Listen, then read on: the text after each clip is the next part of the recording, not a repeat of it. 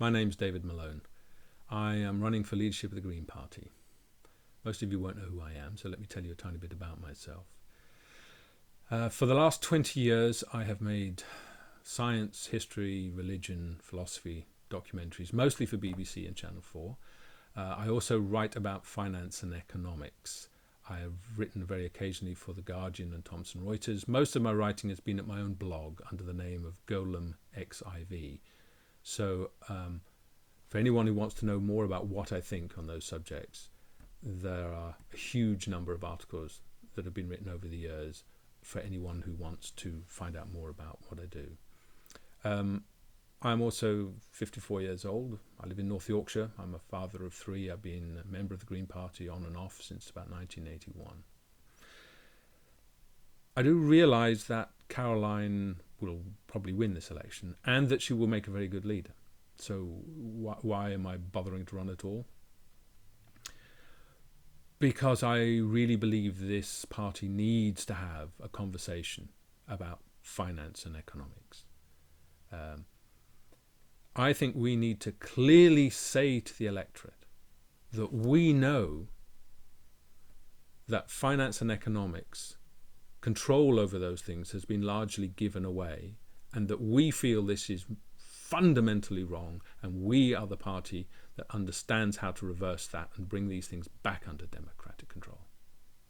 It seems to me that not just in this country but around the world, the centre parties have all surrendered to the idea that economics and finance is far too complicated and difficult to leave to democratic control, to you, the great unwashed. You're not allowed to think about these things. Their mantra going forward is to say to you in a condescending tone, in a globalized world where things are very unstable, we can no longer afford for you to choose unwisely.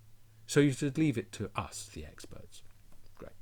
Those would be the experts who, through a mixture of stupidity, greed, and corruption, got us into the financial crisis, and whose policies since then, in half a decade more, have not got us back out.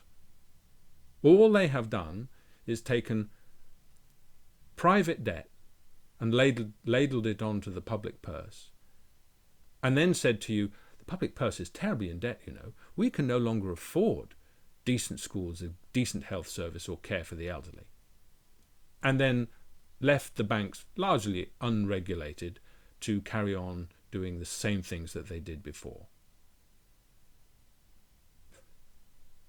In this country, we have one major party that's delighted with that state of affairs, and another major party that just seems to be paralyzed by it. Neither of these things are acceptable. And I think as a party, we need to make it a central plank of what the Green Party stands for, to say, that is wrong.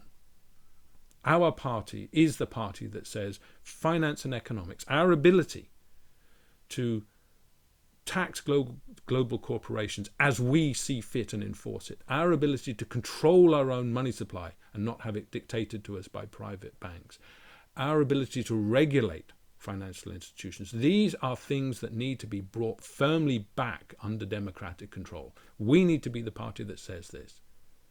I think we need to say to the electorate, we are the party that understands that we are in the midst of a double crisis, not just of the environment, but of democratic control over those things. Because unless you solve the one, you will not be able to solve the other. I think the electorate sense that the promises that they are made every election are largely empty, and they wonder why. And I think we are the party that says to them, this is why the other parties will tell you they're going to do X and Y and never do them. Because they've given away the power to actually achieve them. And we are the party that will bring those powers back. The next election, one of the major issues is going to be the trade agreements, CETA, TTIP, and TISA, or the clones of those under another name. And I think we need to clearly say to the electorate, if those things are signed, or if they have been signed, then they give away far more of your sovereignty to Wall Street and the city than was ever given away to Europe.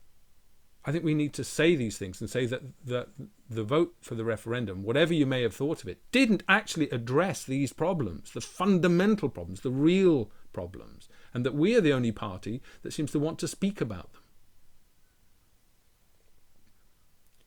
These are the things that I care about passionately. They're things I know a great deal about, and I'm asking you to give me the chance to fight for them. Thank you.